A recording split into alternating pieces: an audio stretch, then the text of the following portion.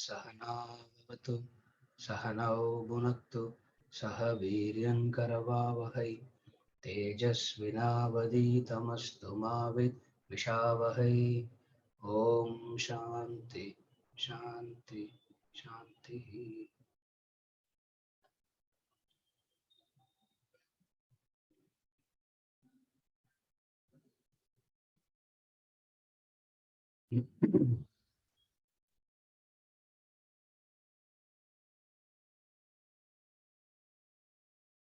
We'll start with the lesson, theory of perception, phenomenon of the world.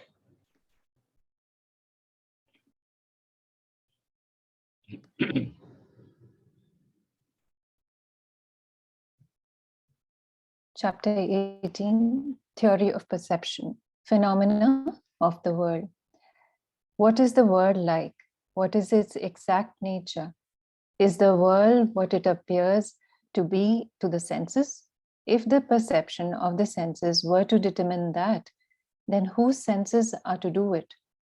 The senses of different beings interpret the world differently. Ants perceive the world in a particular way, while elephants do so in another way, and humans perceive it different from ants and elephants. Then whose senses are to be relied upon? Who's accepted as the standard? That of a human, animal, or plant? Living beings view the world as children view their images in convex and concave mirrors. These mirrors produce ludicrous images. They appear long as pine trees or flat as pancakes. Thus, there are multifarious versions of the world. The question arises as to exact nature of the world. What is right? What is wrong? It has provoked philosophers to investigate and reach distinct conclusions. They have laid down conflicting theories. Vedanta reconciles these divergent views and presents the Vedantic theory of perception. It needs to be carefully studied and reflected upon. One set of thinkers laid down the theory of idealism. According to the idealist, the world is not what it appears to your sense perception. The world as it appears to you is false, illusory, unreal. Idealism again has different branches spearheaded by eminent philosophers like Berkeley, Plato, Hegel, and others. Another set of thinkers laid down the theory of realism. According to the realists, the world is real. The world is as it appears to you. Things and beings are just as they seem to you, real in themselves. Bain and Mill are among the philosophers who support realism. Most people find it difficult to tune in to these abstruse speculative theories. They dismiss them as mere theoretical enunciations of little value. They do not realize that theory plays an essential part in practical life, that all activities in the world is backed by thought. Vedanta provides you with the knowledge to explain the phenomena of the world with its theory of perception, a theory founded on the laws of science. Before launching into the study of theory of perception, the two terms commonly used, subject and object, needs to be defined. In the context, the word subject means the perceiver, knower, experiencer, while the object means that which is perceived, known, experienced. Take the example of perceiving a landscape. You are the perceiver and landscape the perceived. You are the knower, experiencer, and landscape the known, experienced. You are the subject, the landscape the object. Here again, the concept of the subject varies. Western philosophers take the mind as the subject, consider the mind to be the perceiver, knower, experiencer, whereas Vedanta states the mind itself to be an object, known, experienced. You can conceive your mind, know it, experience it. It fits into the definition of an object, not subject. Anything perceived or conceived, known or experienced, ceases to be the subject in the true sense. Vedanta declares the inner self, Atman, to be the subject, to be the real perceiver, knower, experiencer. Hence, from the absolute point of view, the Atman is the subject and the mind the object. While in the relative sense, from the practical angle, the mind becomes the subject and rest of the world the object. However, in the theories of perception discussed below, the mind is taken as the subject, perceiver, knower, experiencer, and what is perceived, known, experienced by the mind as the object. Yeah. What is the world like? What is its exact nature? The question is the world what it appears to be to the senses?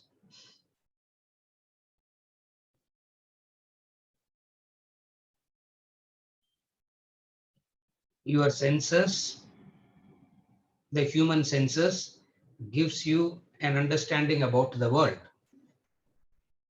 The question is that what the world is, or is it anything different?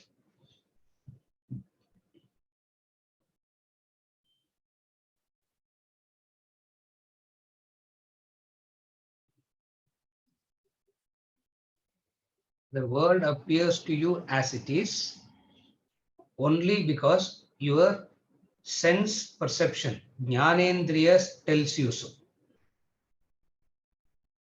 Your Jnanendriyas tells you so. Therefore, this is how the world appears to be. The question is, remove the Jnanendriyas, what would be the world? Or if seen through a different set of Jnanendriyas, what would be the world like? That's why the example of the ant is given, the example of an elephant is given. How would the Jnanendriyas of an elephant see it? How would the Jnanendriyas of the ant perceive it?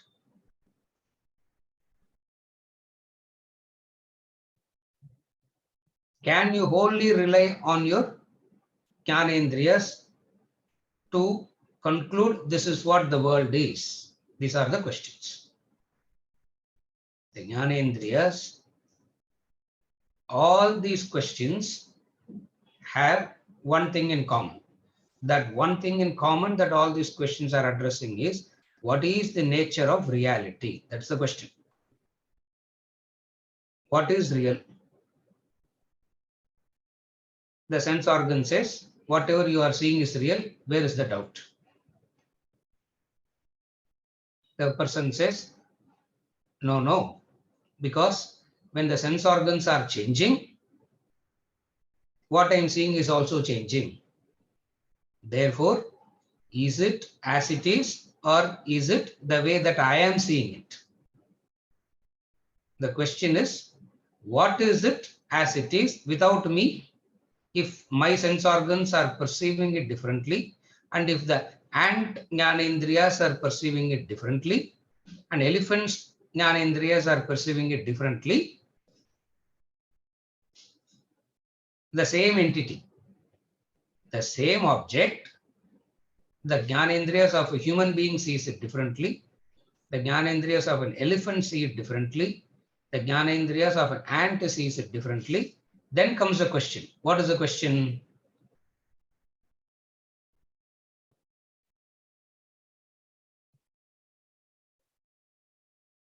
What is the actual reality out there? Remove all the sense organs of all species. What would be there? These are all the questions. Most people find it difficult to tune into this abstruse concepts. That's what he said. Imagine the situation where all the Jnanendriyas are wiped out. You know, Jnanendriyas, different species have different sets of Jnanendriyas. You know that, no? There are species that have only one Jnanendriyas functioning. There are creatures, the species that have 2, 3, 4, 5. Human being is supposed to have 6. 5 senses plus mind. There are some species who has only one Indriya functioning, the touch. It doesn't hear, it doesn't see, it doesn't smell. It only has touch. There are some species that sees 2. Imagine if there are species who's having 8 Jnanendriyas, what will happen? What will they see? It means something is out there, but nobody knows exactly what it is. Something is there. Are you able to follow till now? So with all this, we come to a conclusion. What is the conclusion? Something is out there, and the understanding of it is species based or Indriyas based. Nobody knows exactly what it is. If this itself is very confusing, forget the reality that is supporting it. When we come to the consciousness that is supporting it, that gets far more speculative. At least up to this, there is something that we can, something we can correlate. The moment when they take on to the saying that it is the consciousness.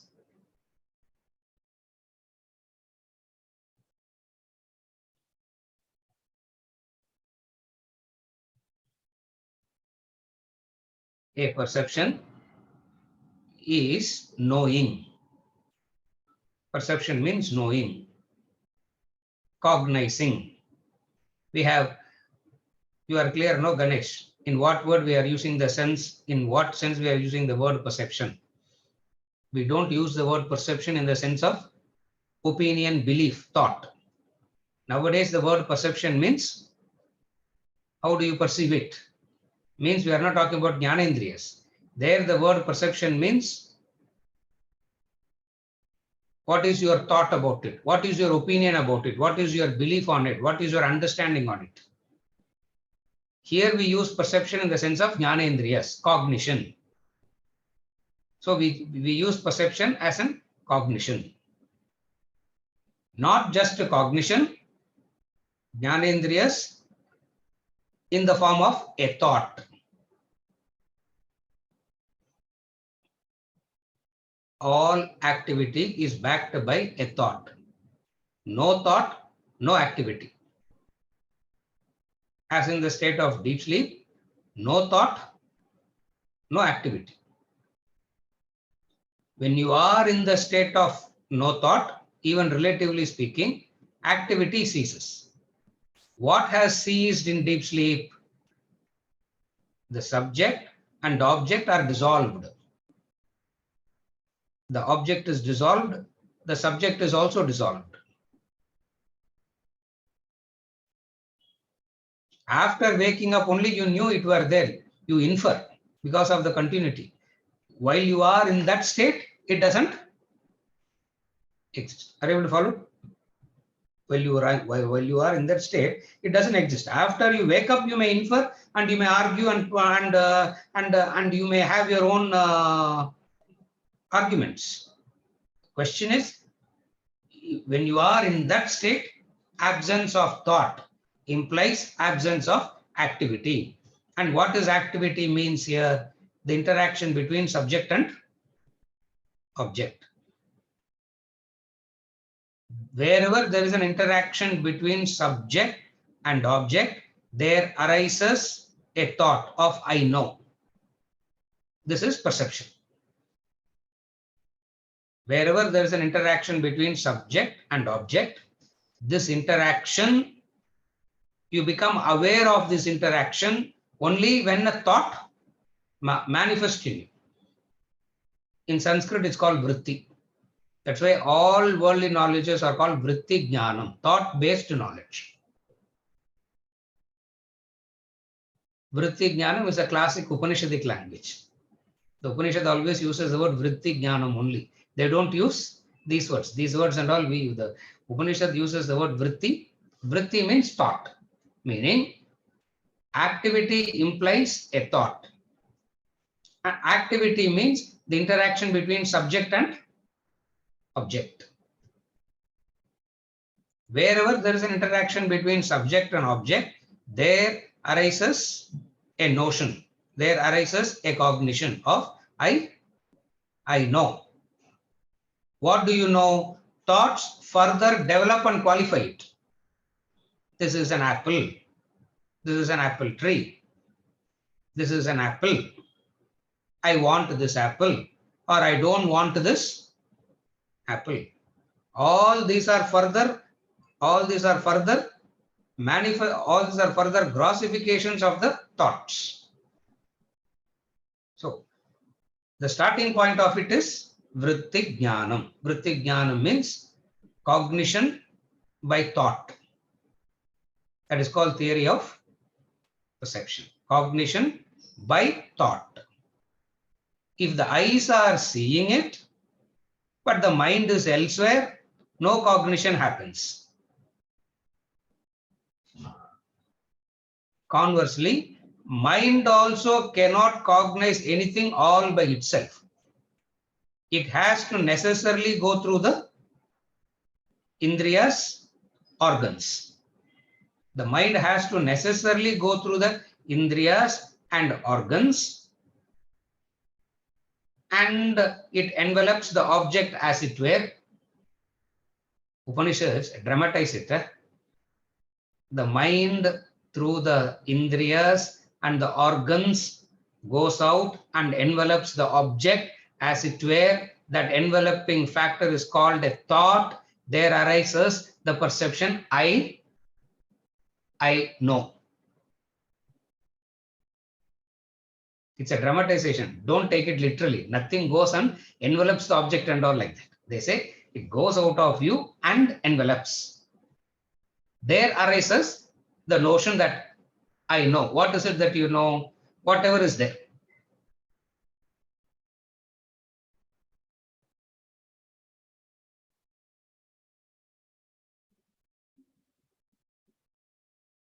A philosopher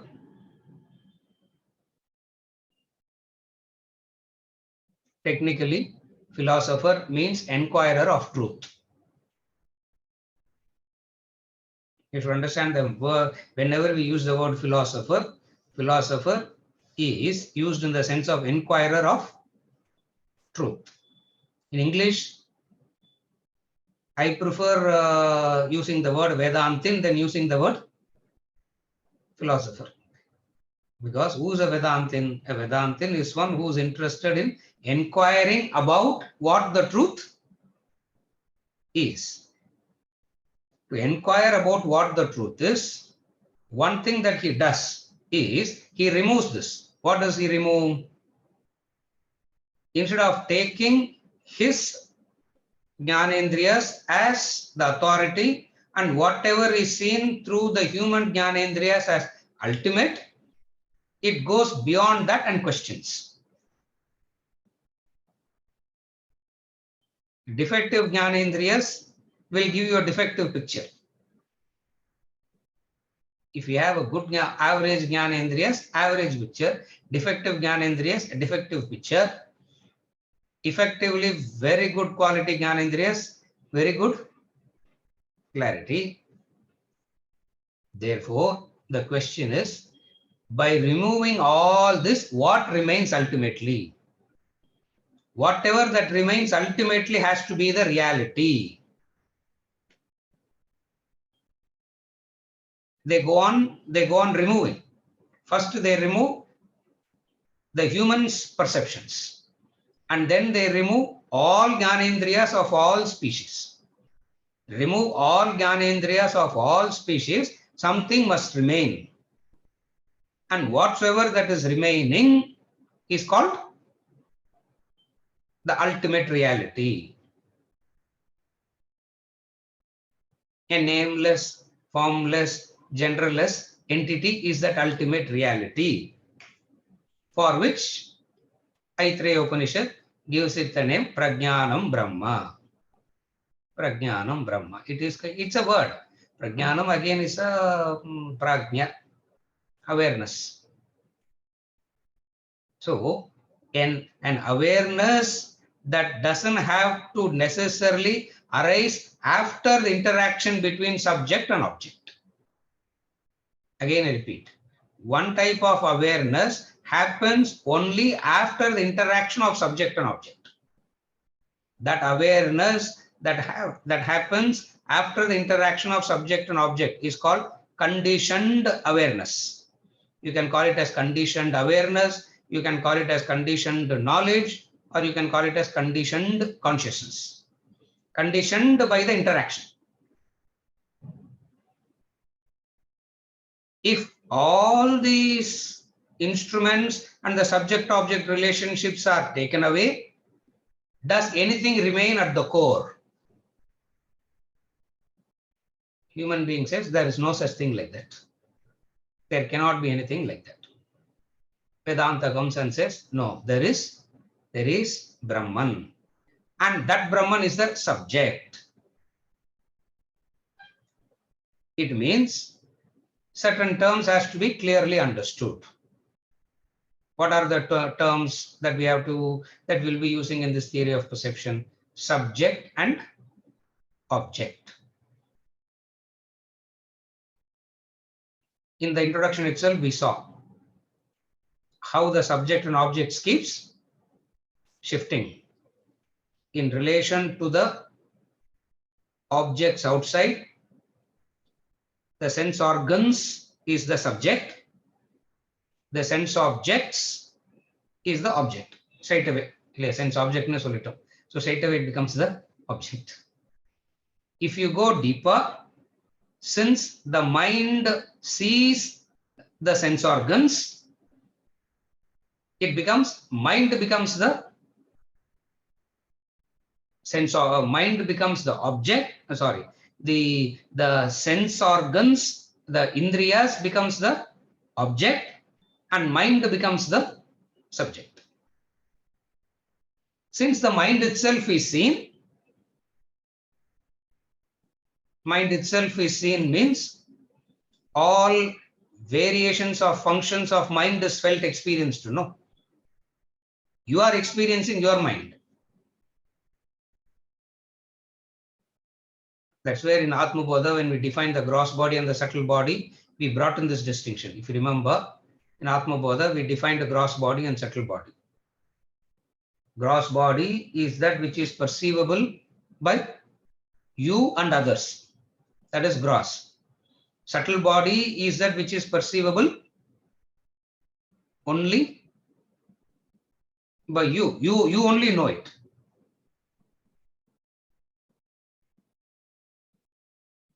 As I am talking, where my thoughts are going, you can never know, no?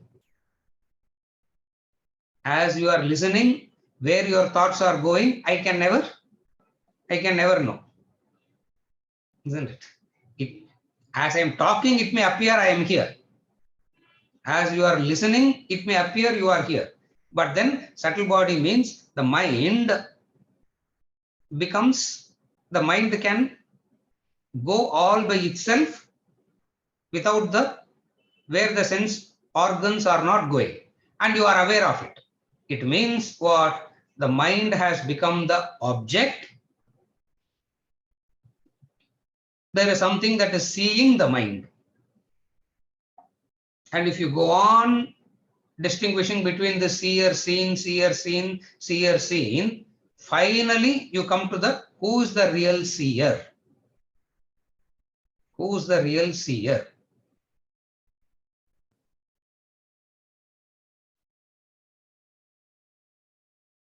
Everybody says mind is the real seer.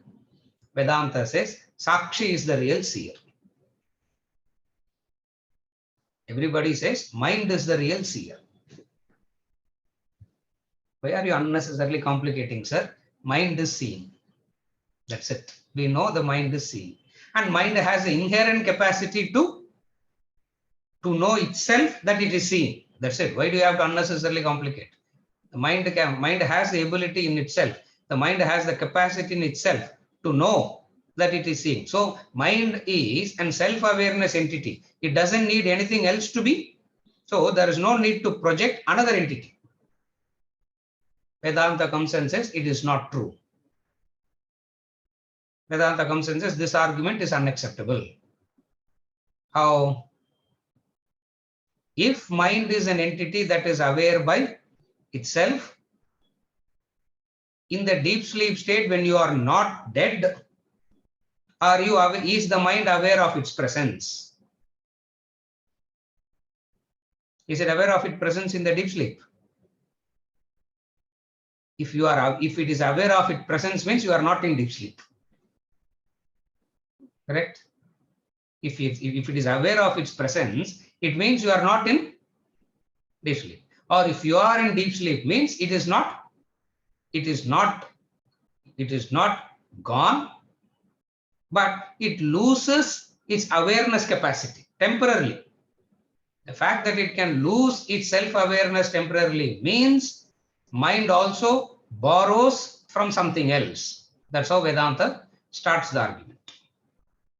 What does it derive its support from? It derives the support from consciousness. That we will see later. When we go to the Vedantic theory of perception, we will see the play of consciousness. Right now, we are only trying to understand these two words, subject and object, and how Jnanendriyas doesn't prove anything as real. Jnanendriyas doesn't prove anything as real. Jnanendriyas gives you a knowledge of something out there.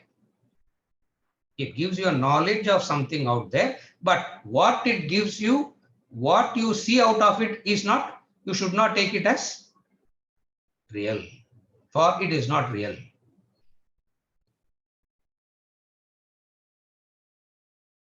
The perceived is changing, but the perceiver is the same, no? Vedanta comes and says this argument is also not acceptable because the perceiver itself is changing. The perceivers, Jnanendriyas are changing. The perceiver's mind is also changing, and you are able to notice the changes. You are able to know these changes. Therefore, there is a knower at the core, seeing all this. That's how Vedantic theory of perception brings about the Brahman, inner self, consciousness to be the subject. And we'll be discussing theory of perception in two levels now. At one level, we will take mind as the subject and analyze. At another level, we will take consciousness as the subject and analyze. We will study it in two angles. We are going to study from the two angles of mind as the subject and world as the object. At another level, we will discuss mind itself is the object.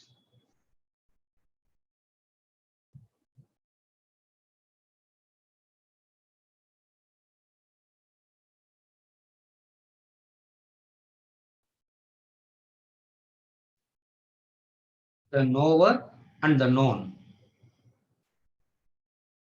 The knower is the subject. The known is the object, and the interaction between the knower and the known happens through the process of knowing. That knowing is theory of perception. How the knowing is happening. There is the knower and then there is the known, and they cannot exist without interacting with each other. The knower and the known constantly interacts with each other. This interaction is the continuous process of awareness, knowing. This awareness is a continuous process of knowing, and it happens at such a speed, it appears to be so real. It happens at a pace. It happens at a pace, it happens at a speed where it appears to be real. The question is, how real is it? For which the common sense analysis is idealism and realism. And then we will go to Vedantic theory of perception as in mind as the subject and world as the object. Again, mind as the object, Sakshi as the subject. That Sakshi is what here he calls as the inner self, Atman, to be the subject. The inner self, Atman, to be the subject. In the Upanishads, it is called Sakshi. So who is the true subject? Sakshi is the true subject according to Vedantic theory of perception. And how do we arrive at this definition? How do we arrive at that? We will see later, because we are going to see the idealism separately. We are going to see realism separately, and then we will see the Vedantic theory of perception.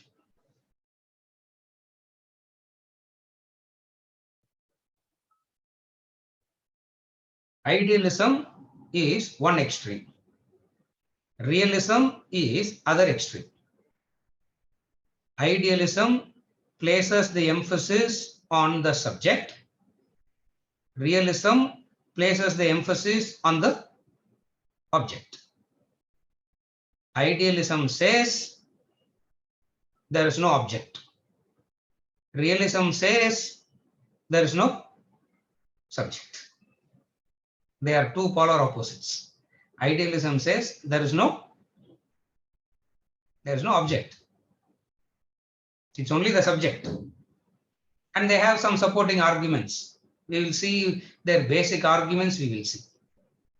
And then if you go to realism, they say, don't give all importance to the object, to the subject. It is the object that is all important.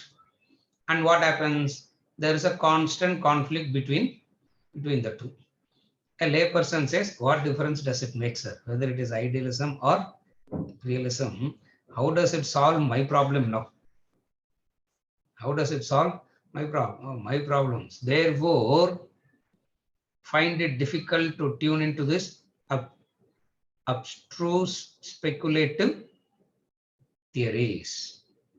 They dismiss them as mere theoretical enunciations of little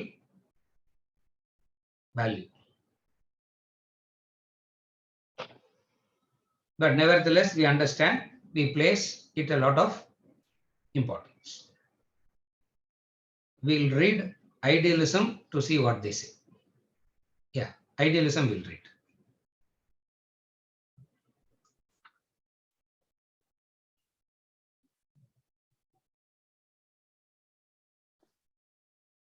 Idealism. Idealism is a theory which makes the subject responsible for the phenomena of the world. The idealists say that this world is not what it appears to be. The world perceived is produced by the subject's activity. The mind projects the entire phenomena. Thoughts create it all. The thoughts are the reality according to the idealist. The world, a mere illusory projection, with no reality of its own. The idealists have advanced their arguments in support of this theory. Two of their main contentions are: 1. You perceive the world, claim that the world is real, that it exists on its own. You do not seem to realize that the same world disappears no sooner you fall off to sleep. In deep sleep, you do not perceive the world. Even in the waking state, when your mind is totally absorbed in some activity, like being engrossed in a novel, you do not see someone standing in front of you, or hear him calling you, or even feel his pat on your back. The idealists thus maintain that you do not perceive the world when the mind is absent, when the subject does not participate. Your mind alone, your thoughts alone perceive the world. Therefore, according to the idealist, the entire world is but a projection of your mind, thoughts. Your senses, no doubt, perceive the world, but they cannot do so without the mind. No mind, no world. That is the idealist's law. Examine the case of hypnotism. The hypnotist suggests powerfully to a protege that the floor on which he stands is a lake. The thoughts in his mind are changed from the floor to a lake. The person does not see the floor anymore, sees a lake instead. He starts fishing in it. So it is your mind, your thoughts that create the world. The world has no reality of its own. This is one argument that the idealists put forward. Second, the second contention of the idealists is that the reality of the world cannot be based entirely on the senses. People attribute reality to the world relying merely on the evidences of the senses. Senses are surely not reliable. Your own senses interpret the world differently at different times, places, and circumstances. Then there are varieties of senses of humans, birds, and beasts. Submarine and subterranean creatures have senses too. Each set of senses has its own interpretation of the world. They differ widely. Now, whose senses are to be taken as authoritative? Whose senses fixed as the standard? They vary from being to being. Even in one being, the senses change. You cannot treat a variable factor as invariable. It could be a mistake to do so. Hence, the idealists have concluded that the world is not what it appears to be. The world, as it appears, is false, illusory, unreal. The idealists give all importance to the subject, none to the object. They take the subject to be everything, as the creator of the phenomenal world, little realizing the subject is variable, changeable, and impermanent. They make the world depend entirely upon the subject. They fail to understand that the subject itself is a part of the created world. A part of the creation cannot be held responsible for the creation, just as a dreamer is a part of the dream, an aspect of the creation of the dream. The dreamer, the dreaming subject, has not created the dream. The responsibility for the creation of the dream world cannot, therefore, be placed on the dreamer. Similarly, the waker, the perceiver in the waking world, is the part of the waking world. It would be incorrect to hold the waker responsible for the creation of the waking world. That is what the idealists have done. The waker and the world that he experiences are parts of the same creation. Hence, the world cannot emanate from the waker, perceiver, subject. There lies the fallacy of the idealists. The first extreme is the idealism.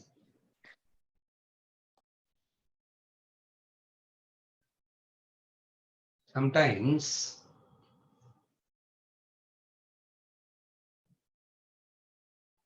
some of these philosophers have misunderstood and misinterpreted Vedanta also a kind of idealism, because it also places a lot of emphasis on the subject. Since it places a lot of emphasis on the subject, it appears to be a kind of idealism. But then Vedanta and idealism are not the same. Because generally also we keep talking, you are the world, your thoughts decide the world, etc. All that we keep talking. So it looks like Vedanta is also a kind of idealism. And in fact, most of the thinkers have concluded Vedanta is also a kind of idealistic philosophy. And Vedanta says it is not idealism. It is different from what idealism. And what is idealism? World is not what it appears to be. The world perceived is produced by the subject's activity. The mind projects the entire phenomenon. Thoughts create it all. We saw that already. Thoughts create it all. The thoughts are the reality according to the idealist. The object out there has no reality. The thoughts, the subject is made up of thoughts. Since the subject is made up of thoughts, thought is the reality, and there is no reality in the world outside. How can you say that? Some arguments they give. What are the arguments? The first argument. Your senses no doubt perceive the world, but the senses by themselves cannot perceive, minus the mind. Therefore, the actual seer is the mind, the thoughts. We also keep saying it, no? No mind, no world. No mind, no world. So does it mean Vedanta is also an idealistic philosophy? No, no, no. It is said in a very, loose manner, not strictly as in what the idealists say. Examine the case of hypnotism. Another example he gives. One is no mind, no world. Another example the idealists give is the case of an hypnotist.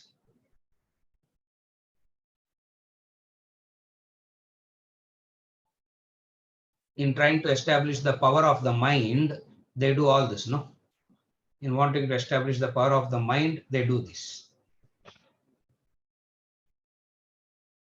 A person is hypnotized and an ice cube is kept on his palms, hands, and he's told that he's carrying a burning charcoal. He feels the heat and drops the ice cube. You see the hands will be charred. It means there is nothing there. It is the mind that has produced it, created it. Therefore, it is your mind, your thoughts that creates the world. The object, the world has no reality of its own. The world has no reality of its own. You can see all this. Some of these are there in the documentaries also. You can see it in all these channels. They keep showing this. The power of the mind. They say it's burning, it's burning, it's burning. You see the hand, you see that fellow's hand, it is. You can see the burnt mark. And for all practical purposes, you know that fellow didn't have any burning charcoal. He was only holding an ice cube. He was just holding an ice cube. This is one argument that the idealists put forward. The second contention is the sensus evidence. Vedanta takes all the support. Vedanta takes its arguments of idealism also to support its theory of perception, but it will add up something different also. In that sense, it is different. Second argument of the idealist is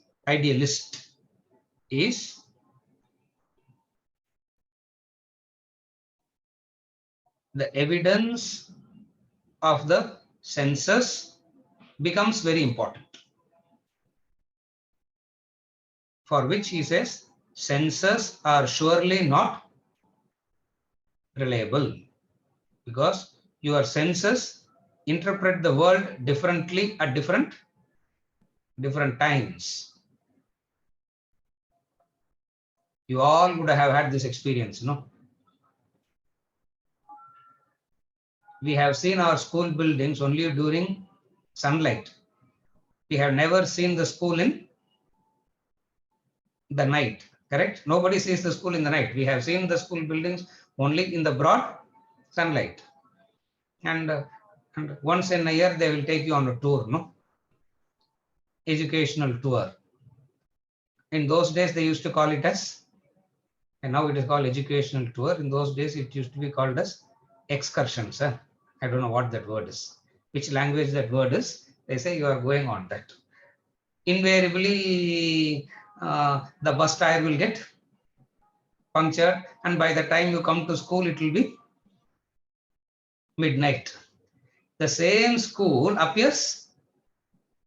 You have seen that school from kindergarten. You are going to the same school. You have seen it, and now in the dark, the same school appears very different. Correct? All of you will correct, and you will recollect that. So the ideal is to say, your senses interpreted it that way in the daylight. Your senses are interpreting it in the night. Therefore, per se, there's nothing there. It is all how you are. It is the play of the. It is the play of the mind. You cannot treat a variable factor as invariable. This is the tarka. This is the logic. The invariable factor has to be treated as invariable only. You cannot treat a variable factor as invariable. Meaning, you cannot take the changing factor to be changeless. In thinking, you cannot take the changing factor to be changeless and draw your conclusions. If you take the changing factor as changeless and draw your conclusions are bound to be wrong. Therefore, whatever knowledge the senses gives you, you cannot take it as invariable, changeless, because by themselves they keep changing. And since you cannot have any knowledge minus the senses, remove the 5 jnanendriyas, you will have no cognition of the world.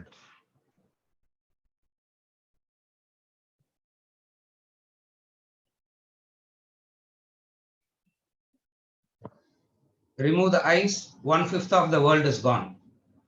Remove the eyes and the ears, 2/5. Remove the 3 indriyas, 3/5. Remove the 4 indriyas, 4/5. Remove all the indriyas. There is no world. You can't say, no. The world continues to exist. Idealist will ask, who is saying that?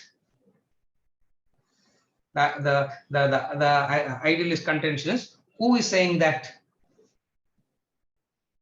No, on somebody's perception. You rely on somebody's perception. Now the same thing happens to that person also. So ultimately, all reality is perception based. They don't have any independent reality by itself.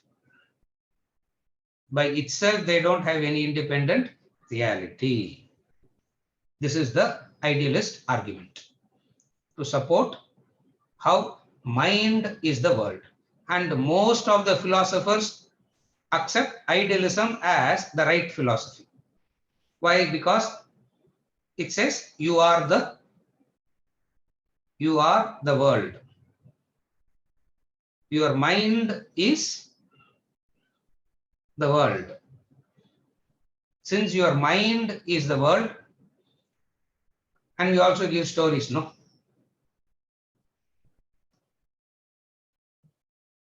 Krishna asked Duryodhana to find. Remember the story? Krishna asked Duryodhana to find one good person. Duryodhana came and said, including you, Krishna, I can't see one good person in this planet. Duryodhana. Then he told Yudhishthira, Yudhishthira came back and said, I can't see any bad person at all.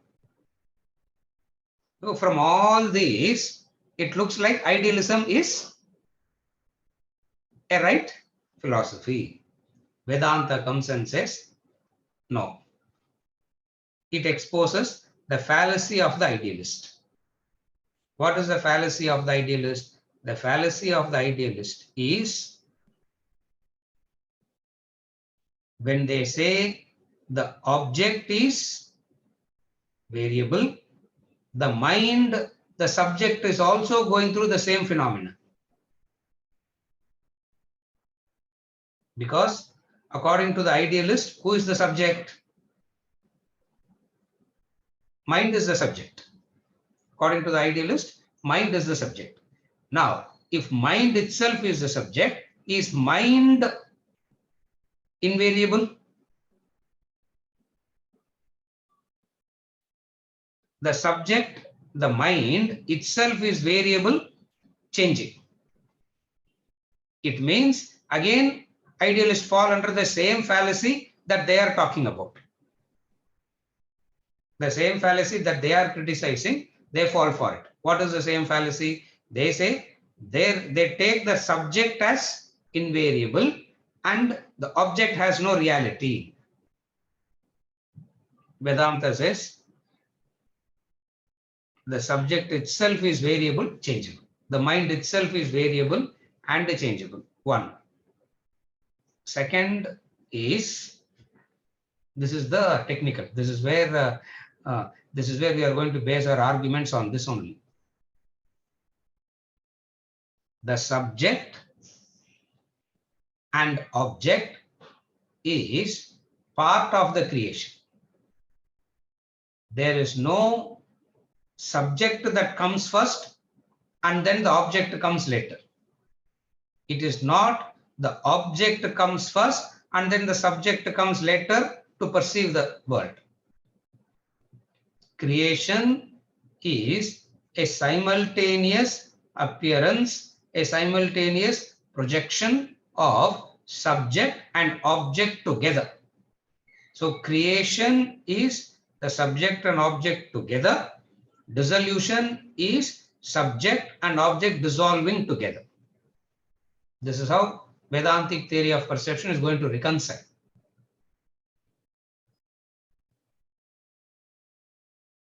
Idealism says it is the subject that creates the object. It is the mind that creates the object. Object has no reality of its own. It is the mind that creates the object. The realist says, no. Object is there already. That is why the subject is able to see it. If the object is not there already, will the subject be able to see it? That is the argument of the realist. And if you take the realist view, they also seems to be correct. Then the question is who's right? And both cannot be right. Vedanta says both have to come together to explain perception. Idealism and realism by themselves, they cannot explain creation. Idealism and realism must come together to explain creation. Creation is what? The birth of the thought. Creation means perception here. Creation means perception, cognition, knowing. Use it in the sense of knowing.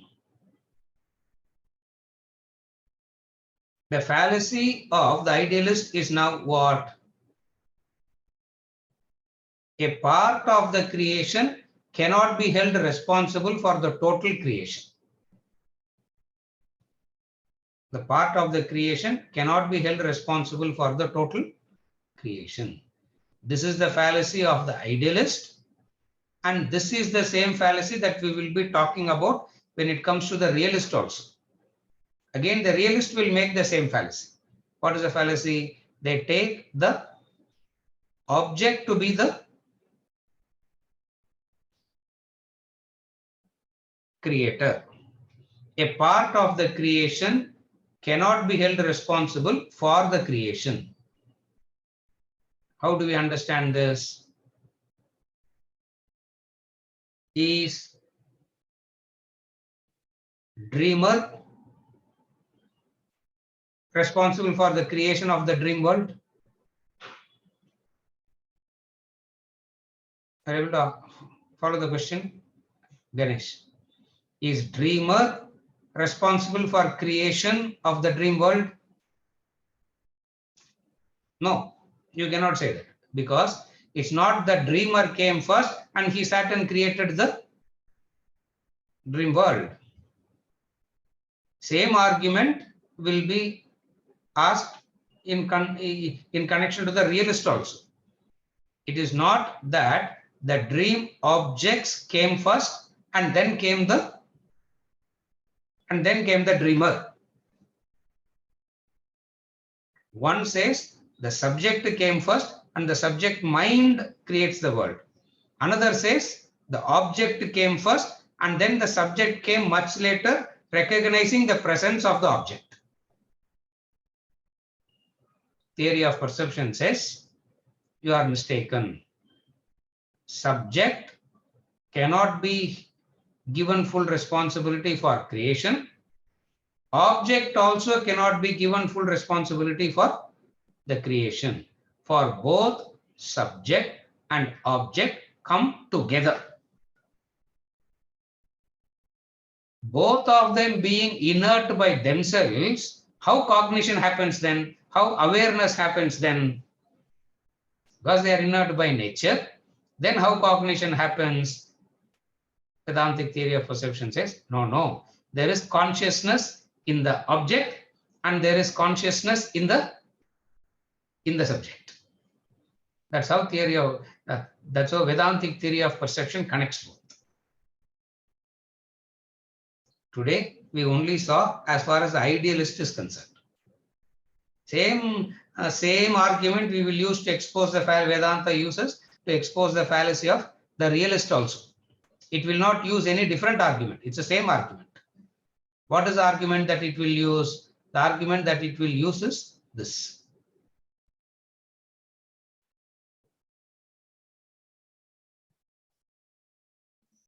The world cannot emanate only from the subject or the object alone. For creation is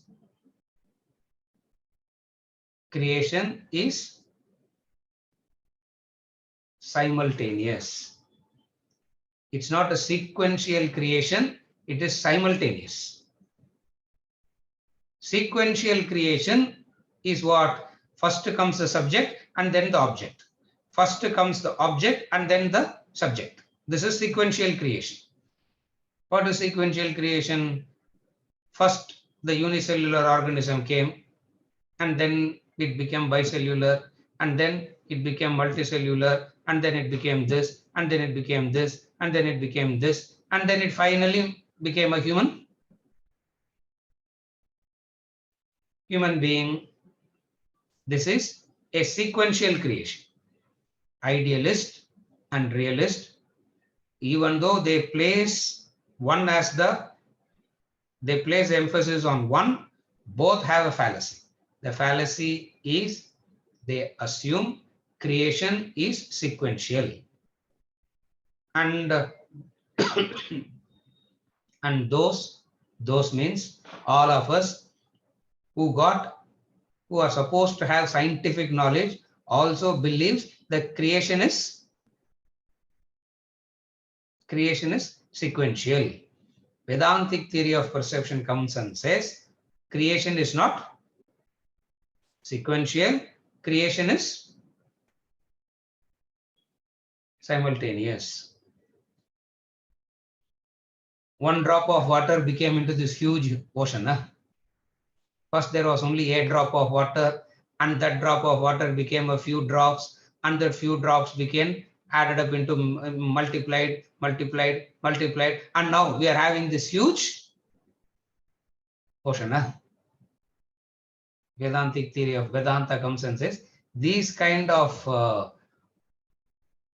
theories don't hold any appeal. Why? Because it has a fallacy. What is a fallacy? The creation is not sequential. The creation is simultaneous. Simultaneous means the subject and the object appear at the same time. The subject and the object dissolve at the same time. And the interaction between two inert objects. How come awareness happens when two inert interact with each other? It is not inert, for it is backed by consciousness. Thus, Vedantic theory of perception establishes two. What are the two things that it establishes? It establishes that one alone cannot be held responsible for the creation. Second is interaction between the two is possible so that awareness happens because there is this pure consciousness supporting it. It establishes two things. It establishes subject and object interaction, and both are inert. I'm repeating it for the third time. Both are inert. And what is it in common to both? It is the consciousness that is common to both. And it gives some equations. And it gives some elaborations. And it gives some equations for this also. By this, it understands